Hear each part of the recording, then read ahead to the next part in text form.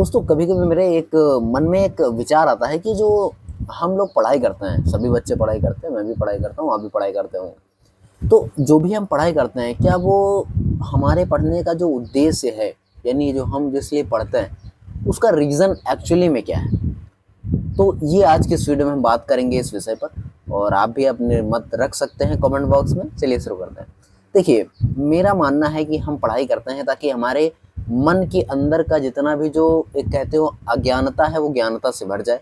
हम जिन चीज़ों के बारे में नहीं जानते हैं, हम उनके बारे में जान लें और हम उन विषयों पर अपने तथ्य अच्छे मजबूत कर सकें। ये पढ़ाई का मतलब होता है।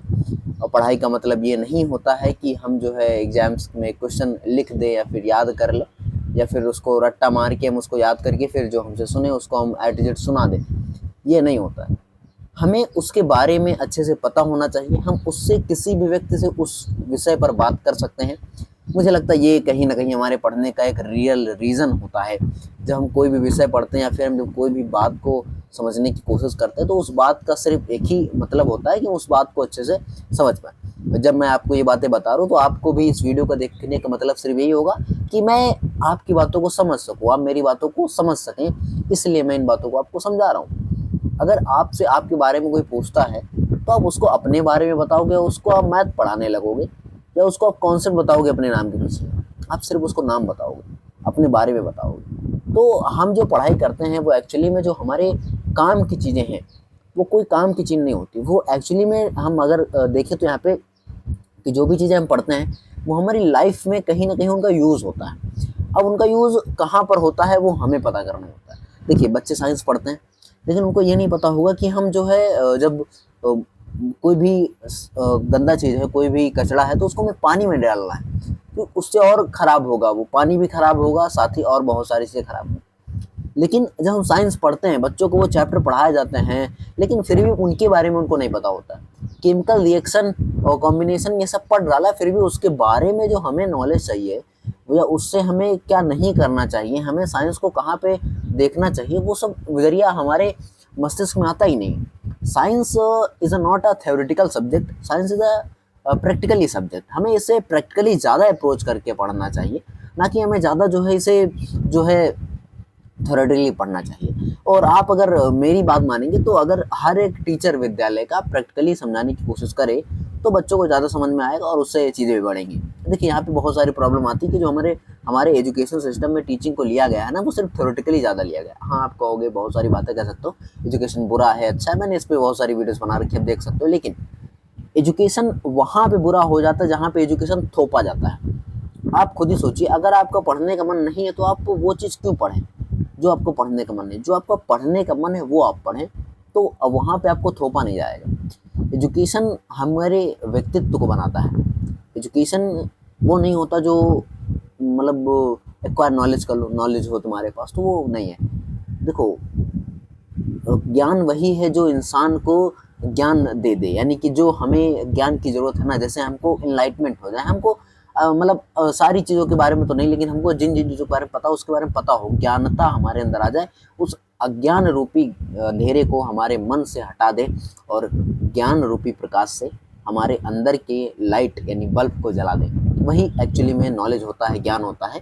और ये हर जो है दिन प्रतिदिन मिलता रहता है ये ज्ञान, और हमेशा के लिए मिलता ही रहता है। डेली हम सीखते हैं कई सारी चीज़ों को, डेली हम समझते हैं बहुत सारी चीज़ों को, और ये धीरे धीरे समय के साथ बढ़ता है, घटता है, हमेशा बहुत सारी चीज़ें होती रहती हैं। और जो हमारी सोसाइटी है, वो भी हमको सिखाती रहती है कि जो है हमें किस तरीके से रहना चाहिए, हमारे वैल्यूज़ क्या होने चाहिए, हमारे एथिकल वैल्यूज़ क्या होने चाहिए, हमको किस तरीके से सोसाइटी में बिहेव करना चाहिए, और हमें बड़ों से कैसे बात करनी है, छोटे से कैसे बिहेव करना है, किसके लिए क्या करना है, एंड सो ऑन चीज़ें जो है लोग हमें सिखाते हैं।